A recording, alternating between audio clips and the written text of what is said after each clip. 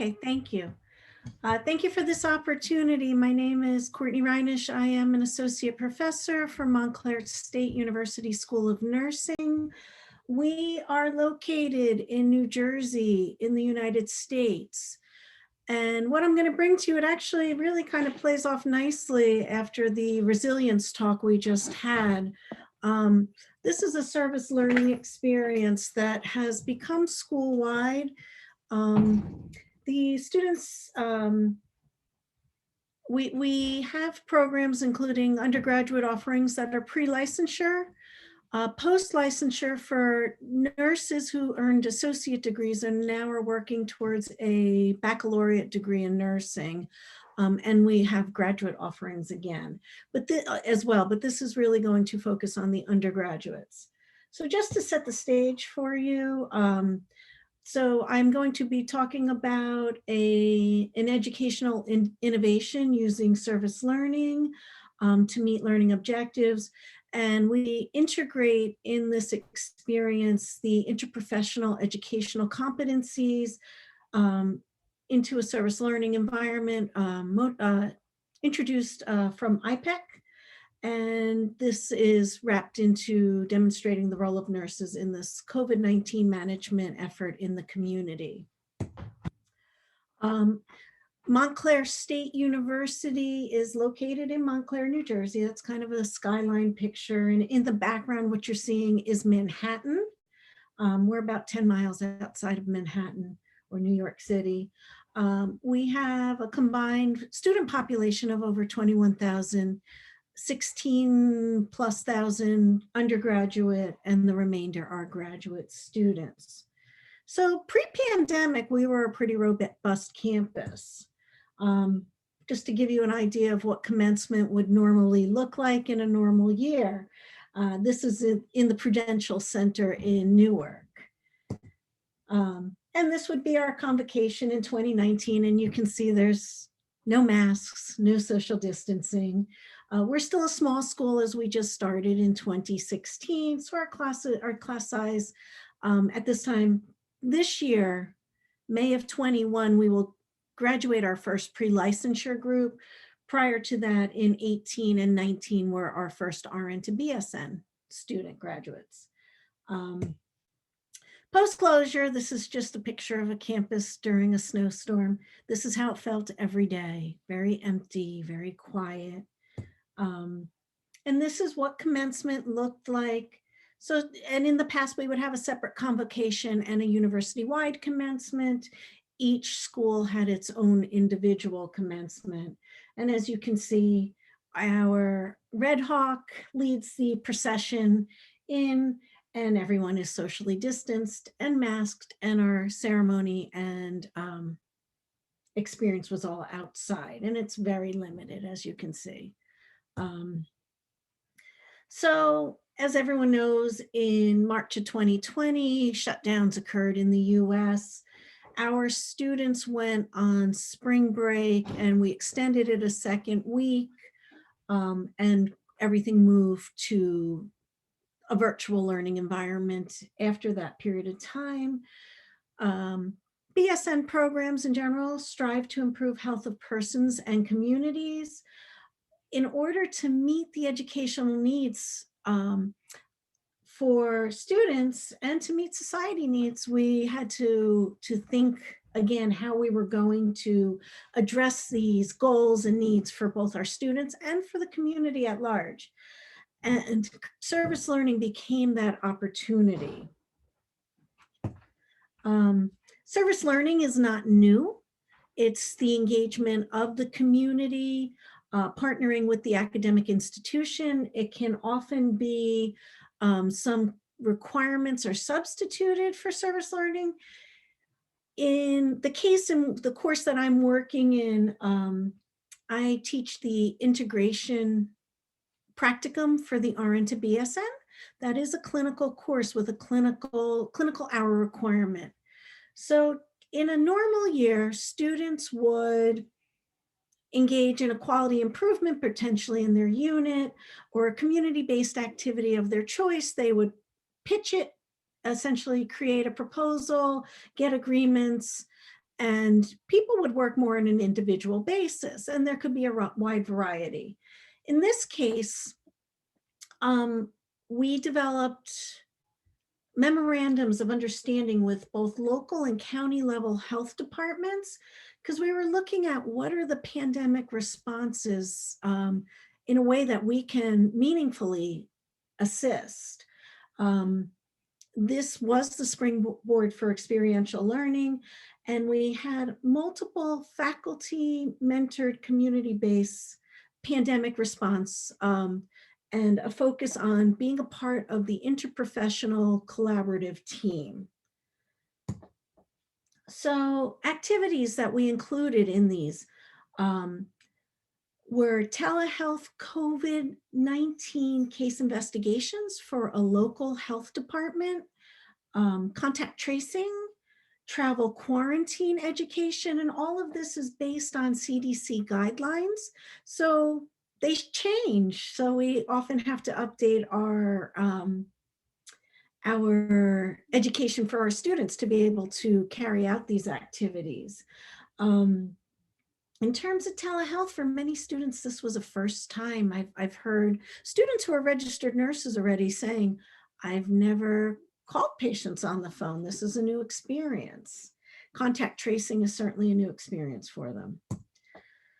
Other activities. So beyond my integration practicum, who are my RN to BSN students, we expanded activities for our generic undergraduate students, so our pre-licensure students.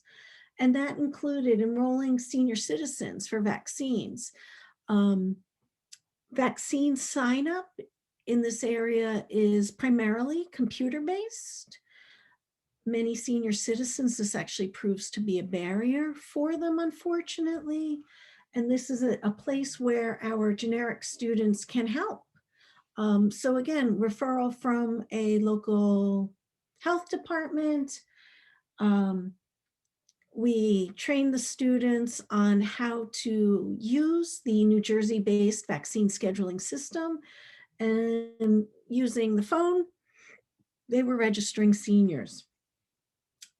Vaccines were being administered directly at a county vaccination site.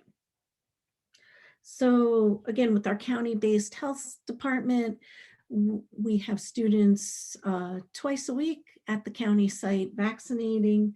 Homebound vaccinations also began with the local health department.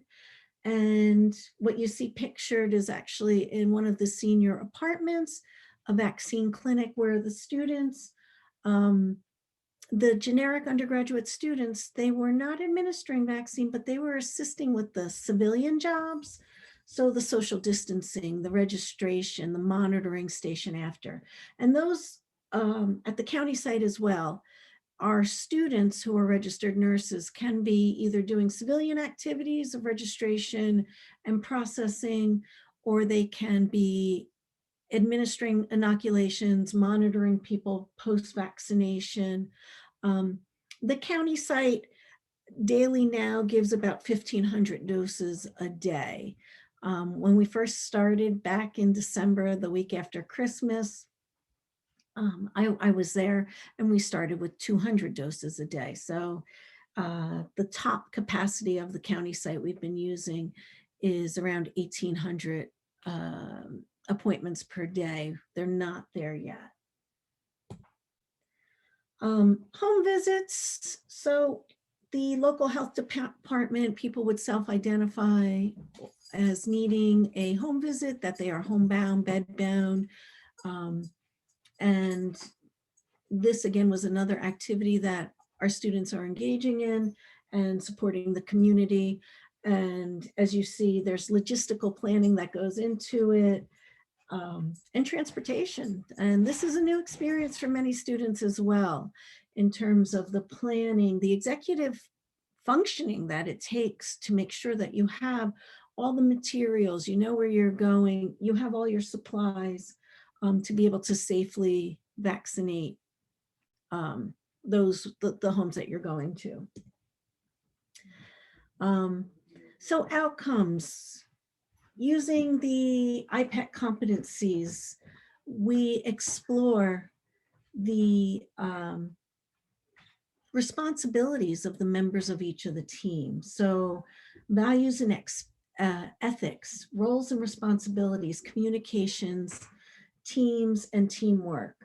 And what happens then in the course room, so students are engaging in these community-based activities on a weekly basis, and then they're reflecting on what is their experience of related to professional values and ethics.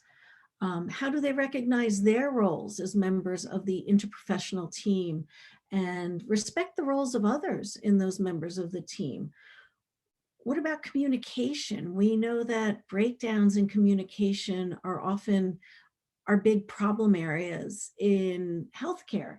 So in order to have people walk into these sites and have them function effectively and process 1,000 people a day in an organized fashion, where does communication work fall in? Where does the team and the team experience? And again, students are walking into these experiences, and all of a sudden they're now members of a new healthcare team. This isn't their usual unit. This isn't their usual role. And they're working with a variety of health professionals, which has been a wonderful experience for all of them. As you can see, this is actually in the morning prior to going out to deliver homebound vaccinations. My boss, or my dean, Jan Smallow, she refers to this as the war room, or I'm like, it's the situation room. That's what it looks like to me. And that is actually pictured, the gentleman in the back of the picture is our health department partner. So other outcomes is students engage in reflection in the interprofessional competencies.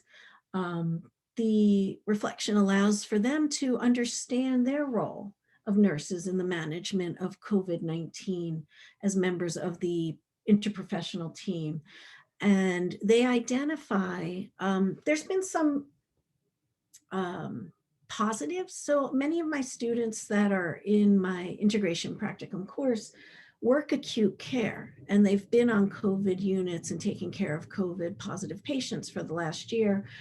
And a year ago when this started, many were sick. They watched a lot of death, a lot of, patients decompensating quickly. This project that we've engaged in with the community partner has been healing for many. Many are empowered. They're able to look forward as opposed to just looking at what all the losses are.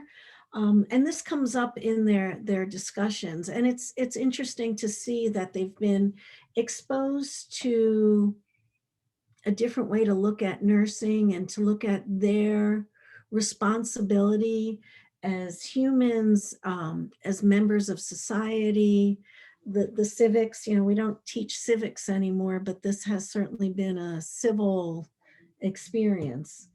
Some of the outcomes too include some of the challenges that we faced. And this was important for the students as well.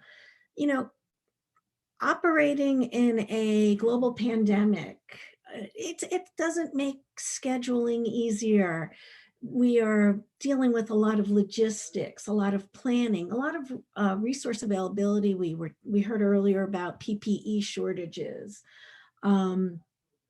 We've had to shift on many an occasion if there isn't sufficient vaccine.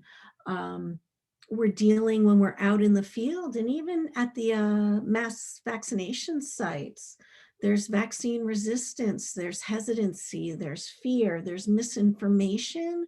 So students have really had the opportunity to use their nursing education skills to educate, to relieve the public of their fears and their anxieties. And students, through the reflections, discuss some of the roadblocks, the barriers, the obstacles, and the methods that they've had to use to overcome. And they've also reflected on the interprofessional partners that they've seen and the techniques that they may be using. This was we were on the cover page of the school website, and it's there's the link to the article that first came out of the School of Nursing Gives Shots of Hope, and it's talking about the students' effort in the in responding to the pandemic. So it has been um, experiential learning in vivo. And it's been a very positive experience for the students. And the students honestly have, as you can see in the lower left corner, they've built a team of their own. It's been quite impressive. I don't know that I've ever had such a cohesive group. And I have two sections and they're working through the sections. It's not one section or another. This experience has some future implications that innovation to continue to meet learning needs of the student in community health and disaster preparedness or emergency preparedness. Service learning definitely has a role and an opportunity for that. Service learning has given the students the opportunity to act as members of the interprofessional team at the same time as addressing the needs of society and of the local community, and perhaps filling a need. The local health departments, the public health in the US is not sufficiently staffed for what we've been living through. We tend to be a society focused on acute care as opposed to prevention. So we have been able to, as a small school of nursing, support a local health department and be a support to a county-based effort as well. Some other implications of this experience, this was really sort of a pilot, measure the students' application of the IPEC competencies in the future, using some of the IPEC related tools to really further understand what was their experience and do that moving forward. Other implications would be the faculty experience. What was the faculty's experience with interprofessional education through this experience? Benefits of faculty and experiential learning through service learning. And I would love to also evaluate the community partners' experience with service learning. Service learning is not new. It continues to evolve. I do believe that it's a great place for nursing students to gain valuable real life experience, to learn how to network, to be a partner with the community, and to value stepping up in an emergency, being a part of a community, delivering community service. And it's been interesting to hear that from the students as well as the faculty. The students talk about the engagement in the vaccine clinics as being healing for them. In some way, some sort of therapy because of the gratitude that they see, getting the opportunity to see the other side of COVID rather than just this sickness. This has been the moment of light. There's also a recognition and respect for other cultures and other values. And students have enhanced their communication skills, whether it's been in person or through telehealth. And they've had to use and apply up-to-date and real evidence.